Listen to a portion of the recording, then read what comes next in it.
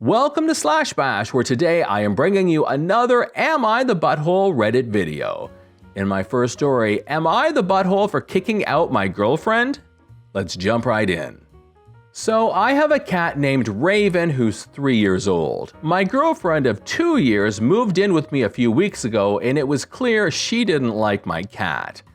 I didn't think it was really a big deal until one day I got home and he was just gone. He's not an outdoor cat and he never goes outside.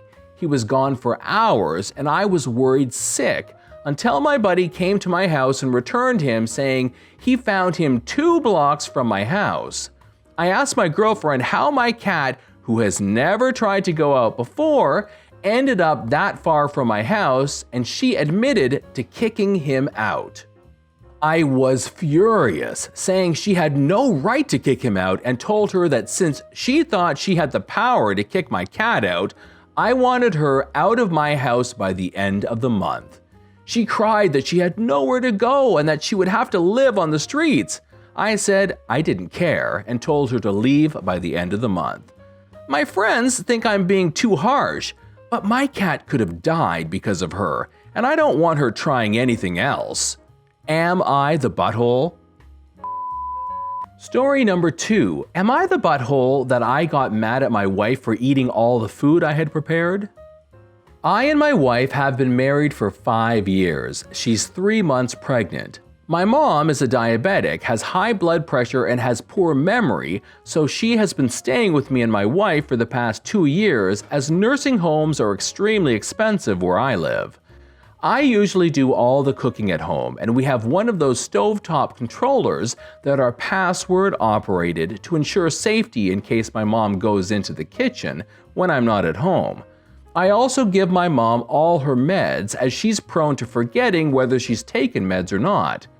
As usual, I prepared breakfast for the 3 of us, kept my mom's meds on her bedside table, and left for work.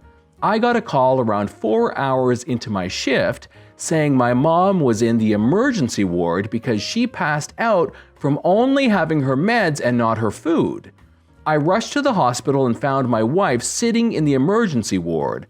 When I asked her why my mom hadn't eaten despite me having cooked, she said that she, my wife, had eaten all the food because she was extra hungry. On top of all of this, my wife also gave my mom her diabetic meds thinking that she hadn't had them yet.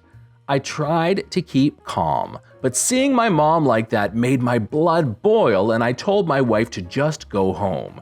She tried talking to me, but I told her to not test me and that I don't know how much longer I'll stay calm. I made her leave the hospital. She's been texting and calling me, but I haven't replied to her yet. My mom is conscious now, but the doctor said she's still disoriented. She doesn't remember much due to the overdose of diabetic meds. She'll have to stay at the hospital for a few more days. Am I the butthole? Story number 3. Am I the butthole for no longer handing my son his allowance after I found out my husband's been taking it? My 10-year-old son recently started receiving allowance from me since his dad is unemployed, and also because my son likes to have his own money to spend on stuff he wants. The problem is that I discovered by accident that my husband has been taking the money from our son to buy his own stuff like cigarettes or a drink. He'd approach our son whenever he has money and tell him he'll buy him what he wants, but ends up spending the money on something else, something for him, not our son.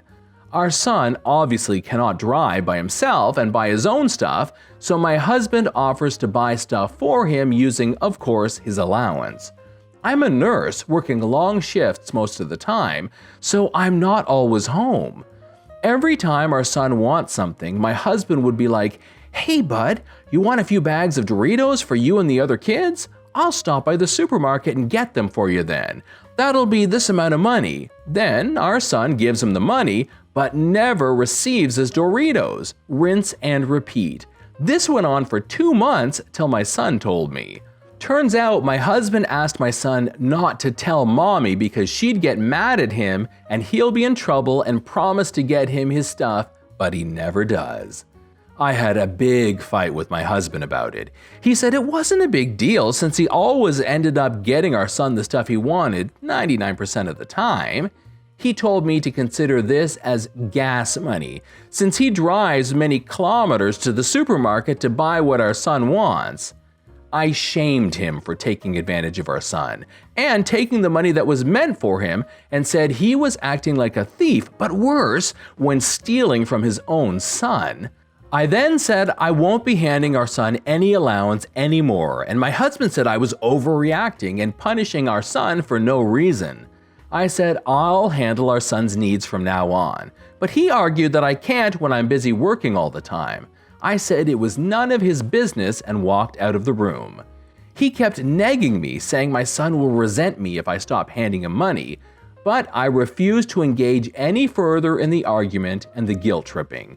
He keeps calling me heartless and financially controlling for taking away the allowance.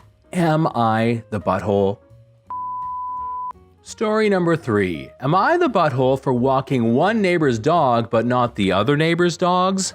So, a little context. I'm a 36-year-old male and I moved into my current home a little over 5 years ago. And my elderly neighbor, she's like 86 now, so she was about 81 when I started, has issues walking her dog, a 10-year-old dog named Frank. I first noticed this when I was out on a run and saw her having trouble picking up after Frank. So I offered to help her out by walking him when I go out for exercise runs or jogging in the afternoons. She gladly accepted, and we've had a pretty good relationship since then. A new neighbor moved in about 8 months ago, and she has 3 dogs. She saw me go into the elderly neighbor's house to grab Frank. I have a key since my neighbor got tired of having to answer the door when I come around. She's usually either cooking something or watching TV when I come around. My new neighbor asked what that was all about, so I told her I walk Frank every day when I go out for a jog. She then asked me if I could do the same for her 3 dogs, and I said no. She asked why, and I told her my elderly neighbor is like really old and can't properly walk Frank, so I offered to help. You, on the other hand, are relatively young, not sure on the exact age, so you can walk your own dogs. She was upset by this and said she's a single mother and can't walk her dogs all the time when raising her kids. I told her that sucks, but it's not really my problem. She was not okay with this. Ever since then, my new neighbor keeps asking me to walk her dogs. I keep saying no, and then yesterday happened. She hosted a little Halloween party for her kids. I went out to grab Frank for our walk, and she yells out, "Hey, we're kind of busy over here. Do you mind walking my dogs today?" So I got angry. Literally every time she sees me, she asks, and I yell back, "How many times do I have to say no? Like, damn, woman, this is like the 300th time and it's only been 8 months. Walk your own damn dogs. Like, damn." And then I just continued walking Frank. I came home to a pretty aggressive letter saying that I didn't need to be a butthole and saying that I need more compassion for single mothers, blah, blah, blah, etc., etc.